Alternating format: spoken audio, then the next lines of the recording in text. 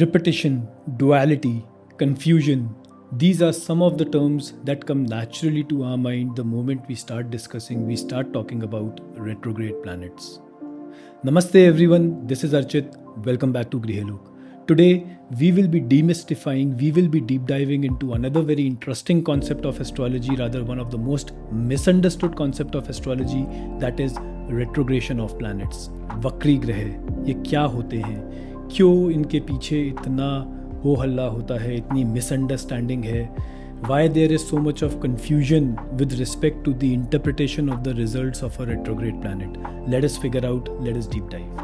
So first, let us understand what in theory are retrograde planets. Retrogression hota kya hai? So for that, I will give you a very beautiful example which you will be able to relate very easily, and that will be stuck with you for the rest of your life.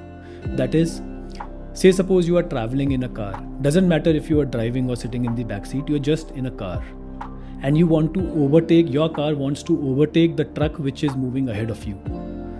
Naturally, the truck is a slower moving object than your car because that can travel at a very higher and a faster speed.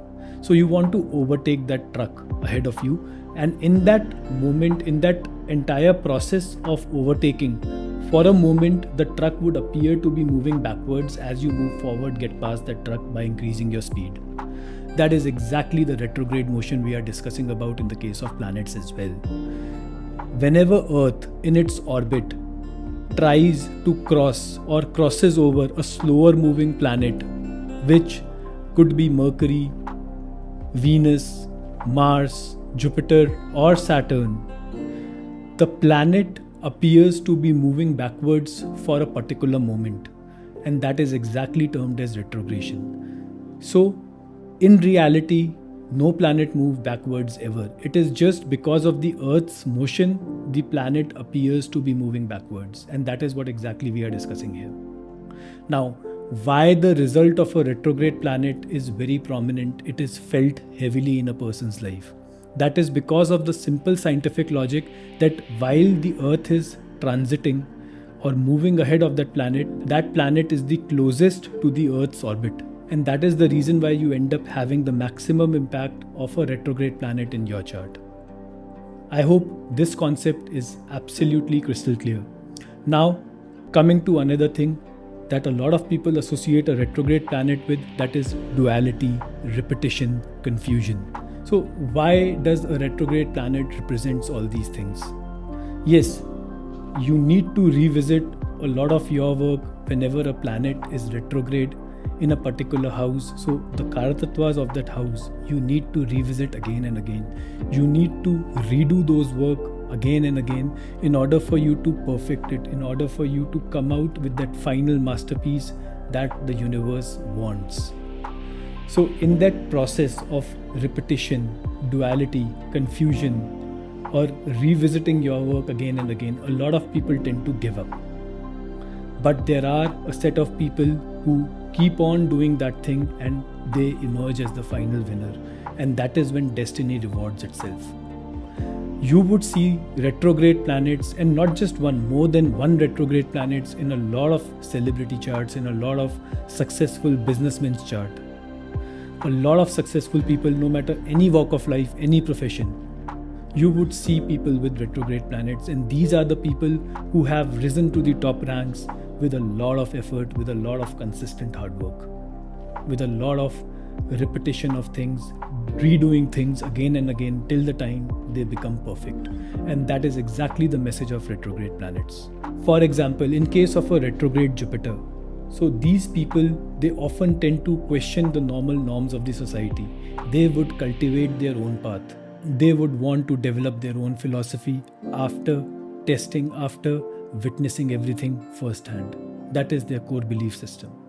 Similarly, in the case of retrograde Saturn, so either the profession doesn't set up that easily, or they have to take up responsibility very early in their life.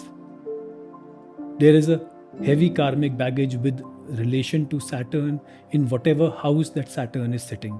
Now again, Saturn doesn't only represent your career, it represents your overall karmas. So the house in which Saturn sits represents the karmic baggage you carry with respect to the Karakatwas of those houses as well. So, another question that a lot of people ask me with regard to retrograde planet, why a retrograde Saturn in transit ends up affecting one person more than the other person, whereas the retrogression is simultaneously for everybody.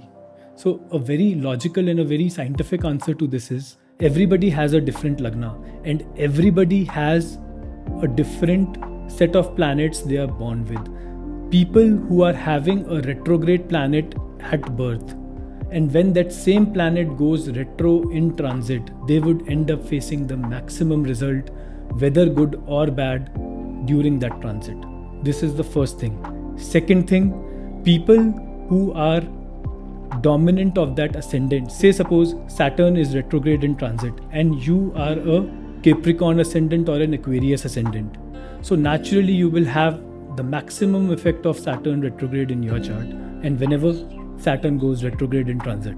Similarly, you can apply this to Jupiter. Similarly, all the other planets who become retrograde in their motion. I hope you got a lot of clarity with regards to retrograde planets. If you have any confusion, any doubt, you can always leave your comments down and I will be more than happy to answer, more than happy to reply. Thank you so much for watching. Over to the next one. Bye-bye.